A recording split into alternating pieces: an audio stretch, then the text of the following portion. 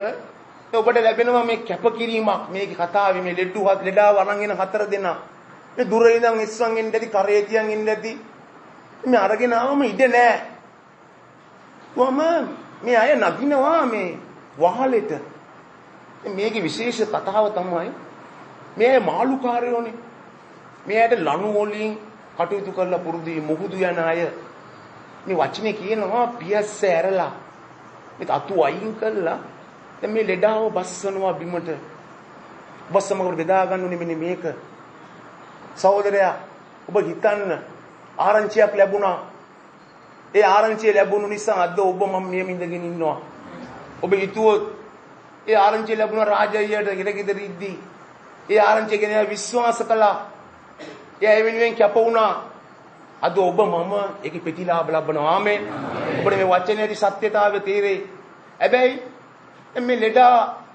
දන්නේ නැහැ කිසි දෙයක් ලෙඩාට ආරංචි උනේ නැහැ ලෙඩා ඉල්ලුවා කියලාත් නැහැ අරගෙන යන්න කියලා දැන් මේ කැපකිරීම කරා 4 දෙනෙක් ඒතර අපිට මේකේ දෙකක් කියනවා එකක් අපි ලබන ආරංචිය ගැන අපි හොඳ අවධානයක් තියනවා නම් අපි ඒක කෙරේ විශ්වාස කරනවා නම් ඒක එක අපිට වෙන ආරංචි ඉන්න පුළුවන් ඒතර මේකේ වචනේ කියනවා මාර්ගයේද සත්‍යයේද ජීවණයේද මමය මානු ඉන්න අන්ධකාරයේ නොඇසෙද මේ ජීවනයේ ආලෝකය ලබන්නවයි කියන එක. මේක තමයි සත්‍ය. මේ අපි වගේම එදත් හිටියා උන්වහන්සේ කෙරෙහි විශ්වාස කරන මිනිස්සු. ඒ අය නිසා අද අපිට උන්වහන්සේගේ මාර්ගයේ උන්වහන්සේගේ ආරංචිය ලැබෙන්න අපි වාග්යවන්ත වෙලා තිනවා. එදා ඒ අය උන්වහන්සේ විශ්වාස කරපු නිසා ආමෙන්. එතකොට මේ ආරංචිය ලැබුණා. ඒ අය කැපකිරීමක් කරා ලෙඩාව උස්සගෙන ආවා. ඔබ හිතන්න වහලෙකට නැගලා දැන් මේ ලෙඩාව බස්සනවා. ඔබ මේක ඔබේ ජීවිතයට අදාළ කරගත්තොත් ඔබ අද ඔහොම ඉන්න කී දිනෙක ඔබ වෙනුවෙන් කැපකිරීම කරන්නේ නැද්ද? ඔබේ දෙමෝපියෝ, ඔබේ සහෝදරයෝ, ඔබේ පාසල් වල ගුරුවරයෝ, පන්සලේ ආම්දුරුව වෙන්න පුළුවන්, ඔබට ඉහළින් ඉන්න නායකයෝ වෙන්න පුළුවන්. ඔබ වෙනුවෙන් කොච්චර අය කැපකිරීම කරන්නේ නැද්ද?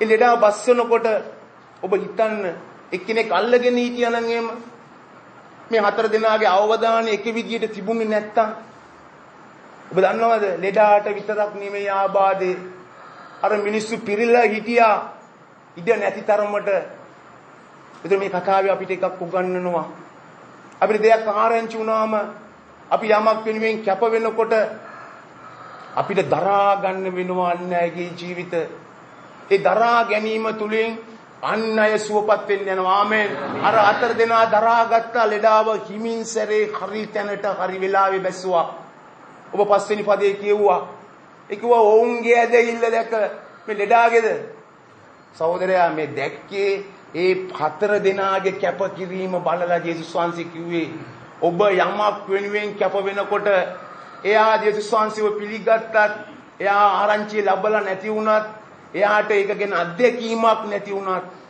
ඔබ ලැබපු ආරංචිය ගැන ඔබ හිතේ ධාරණය කරගෙන ඔබ යමක් වෙනුවෙන් යමක් කරනවා නම් ඔබේ ක්‍රියාව දැකලා අනිත්‍යව සූපත් කරන දෙවියන් වහන්සේට පුළුවන් ආමෙන්.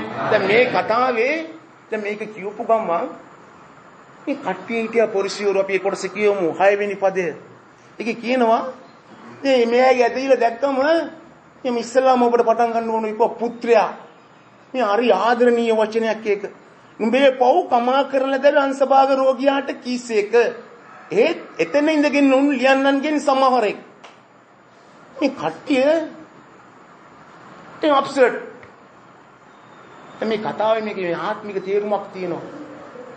මිනිස්සුන්ට ඕන වෙලා තිබ්බේ සහෝදරයා මේ ලෙඩාට ලැබෙන සුවය විතරයි. ඒ බලාපොරොත්තු වෙන්නේ මේ ශාරීරිකව ලබන සුවයක් ගැන. එයාට උමනා වෙලා තිබෙන්නේ මේ ජේසුස් වහන්සේ මේ ගෙනාපු කෙනාට මේ ශාරීරික සුවයක් දෙන එකට.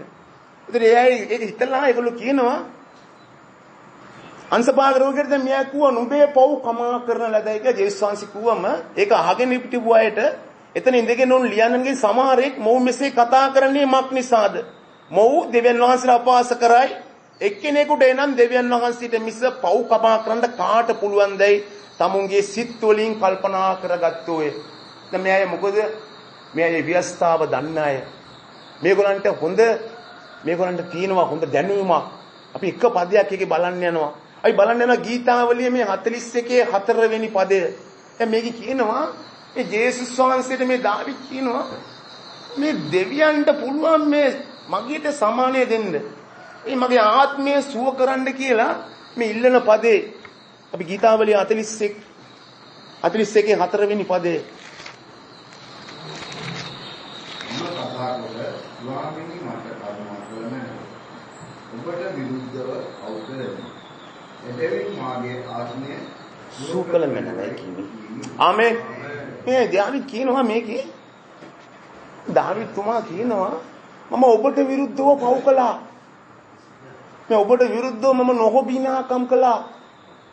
මට දෙන්න මේ ආත්මය සුව කරන්න. එයා කිව්වේ නෑ මේ ඇඟේ පතේ තියෙන රෝගියක් ගැන නෙමෙයි කිව්වේ. එයා ඉල්ලුවා මේ ආත්මය සුව කරන්න. දාවිද් දැනගෙන හිටියා මේ ලෝකේ තියෙන හැම ප්‍රශ්නයකටම මුල මේ ආත්මය ලෙඩ වෙන එක.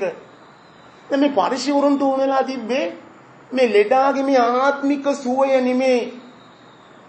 ඒ අය බලාපොරොත්තු වුණා ලෙඩාට එක්ක යාඥා කළා මේ ඒ අය බලාපොරොත්තු වුණු විදියට සුවය ලබා දෙයි කියලා මේ අය බලාපොරොත්තු වුණා. ඒතර මේ ජේසුස් වහන්සේ ඇයි දැක්ක හදවත ඉතින් 8 වෙනි පදයේ කියනවා ඔවුන් තුල මෙසේ කල්පනා කළ බව ජේසුස් වහන්සේ තමන්ගේ ආත්මයෙන් එකෙනෙයිම දැන ඔවුන්ට කියනසේක්. නුඹලා කුමක් නිසා මේ කාරණා සිතින් කල්පනා කරවුද? මේකේ ඔබට මම ඉස්සල්ලාම කිව්වා ලෙවි කතාවේ 24 මේ 16 වෙනි පදේ. දෙවියන් වහන්සේට අපහාස කරනවා නම් මේ නීතියේ තියෙන ගල් ගහලා මරන්න. ඒකයි ඔබට මම මේ පදේ ඉස්සල්ලාම කිව්වේ පටන් ගන්නකොට. මේ අය මේ පදේ ගැන දන්නවා. මේ මාක්තුමා මේක කියනකොට මේ සේවය පටන් අරගෙනත් නැහැ. මේ ගෝලියෝ කැඳවලත් නැහැ. දැන් මේක ගැන විශ්වාස කරව කිව්වොත් මේ බයිබලයේ තියෙන මේ පදේ විතරලු දෙවියන් වහන්සේ ගැන මේ මහ පොළවේ ඉද්දී පව්කමා කරන්න බලය තියෙනවා කියලා කියන එකම තැන මේකලු බයිබලේ. මේක මම කිව්වේ මේ අජිත් පෙනෑන්ඩු අපිට උගන්වන්න ආපෙලායි. එයා කිව්වා මේ සුභාරංචියේ මේ මහ පොළවේ ඉද්දී ජේසුස් වහන්සේ කියපු එකම තැන මේක කියලා. ඊට පස්සේ දෙවියන් වහන්සේ කියනවා එයා ස්වර්ගස්ත වුණාම එයා මහ පොළවේ මරණය පරදලා නැගිට්ටම ඔබ දන්නවද දෙවියන් වහන්සේගේ වචනේ ඇති ඒ තරම් ජීවමාන බව. එදා උන්වහන්සේට එම කියනකොට උන්වහන්සේ දැනගෙන හිටියා මේම ව්‍යවස්ථාවේ තියෙනවා දෙවියන් වහන්සේට අපහාස කරොත් ගල් ගහලා මරන්න ඕනි කියලා. ඔබ දන්නවද 34 අපි කියුවා 61 සිට 65 දක්වා මුදර මතක නම් ඔබ මේක මතක තියාගන්න.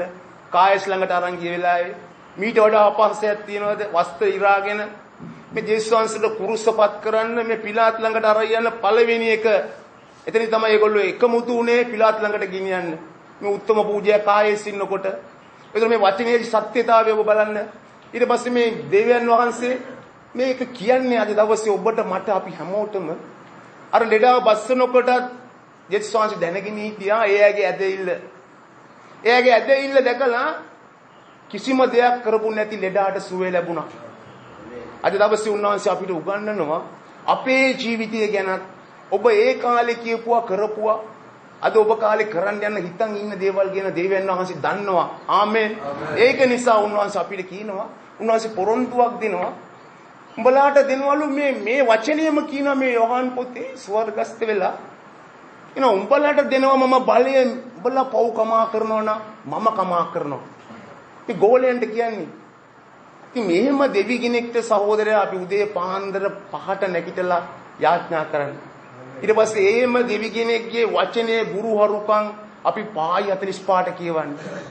මේ මුළු ලෝකෙම පාලනය කළා මේ මිනිස්සු එපා කියපු මිනිස්සු ප්‍රතික්ෂේප කරපු කවදාකවත් හදන්න බෑ කියපු මේ මිනිස්සු විදියට දකින්න මිනිස්සුන්ව වෙනස් කරලා මේ එකම දෙවියන් වහන්සේට අපි নমස්කාර කරන්නේ 6ට. මේ එහෙම දෙවි කෙනෙක් මේ කවමදාකවත් ජීවිතේ ප්‍රශ්න වලට උත්තර නැති ප්‍රශ්න තියෙන මිනිස්සුන්ට මේ උත්තර දෙන කිසිම දෙයක් කරාම සාර්ථක වෙන්නේ නැහැ කියලා මේ මුස්පේන්තුයි කියන මිනිස්සුන්ව මේ වාසනාවන්ත කරන මේ කිසිම දවසක මේ කිසි දෙයක් හරියට කරන්න බෑ කියන මිනිස්සුන්ව වැඩේ හරියට කරන්න මිනිසුන්ව පරිවර්තනය කරන වචනයයි ඔබ කයාමාට අන්නේ. ඉතින් ඔබට මම මේක මඟ පෙන්නන්නේ අපේ ජීවිත ගැන අන්‍යය කැපකිරීම කළා. අර නිකන් ලෙඩාව අරන් ආපු වහලේට අරන් ආපු ඒ සහෝදරයෝ වගේ. ඔබ වෙනුවෙන් මෙතන ඉන්න සහෝදරයෝ කැපකිරීම කරන්න පුළුවන්. ඔබව දරා ගන්න ඇති. ඔබේ දුර්වලකම් ඉවසන්න ඇති. මගේ දුර්වලකම් ඉවසන්න ඇති.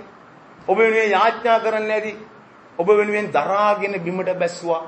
ඒ දරා ගන්නකොට කවුරු හරි කෙනෙක් කතා ඇරියා නම් ඔබ දන්නවද ලෙඩක් බිම හිටපු අයට ආබාධයක් එනවා.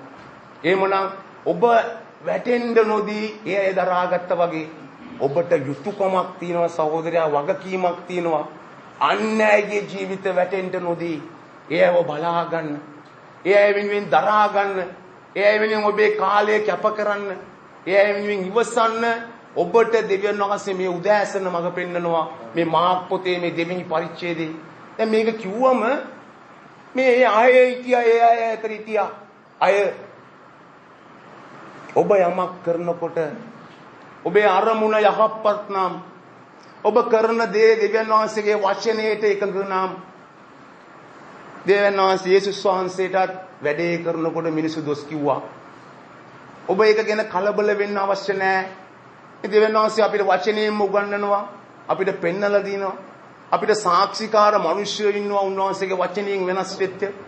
ඒතර අපිට උගන්වනවා අද දවසේ උන්වහන්සේ ඔබ කරන ක්‍රියාව යහපත් නම්, ඔබේ අරමුණ උන්වහන්සේගේ වචනයට එකඟ නම්, ඔබේ බලාපොරොත්තුව උන්වහන්සේගේ ඇදහිල්ලට කීකරු නම් ඔබ කරන ක්‍රියාව සඵලවත් වෙන්න යනවා. ආමේන්.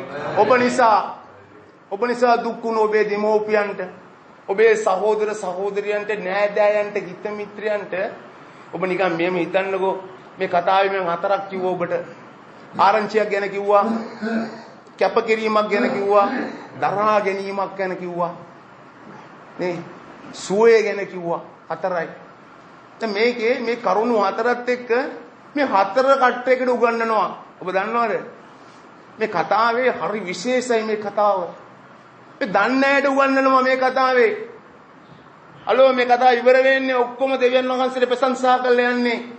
අපි කියවුවොත් ඒ කොටස මේක කියනවා ඒ නිසා සියල්ලෝම විස්මපත් වී මෙබඳු දෙයක් කවදාවත් නොදුමි කියා දෙවියන් වහන්සේට ප්‍රශංසා කළේ. ආමෙන්.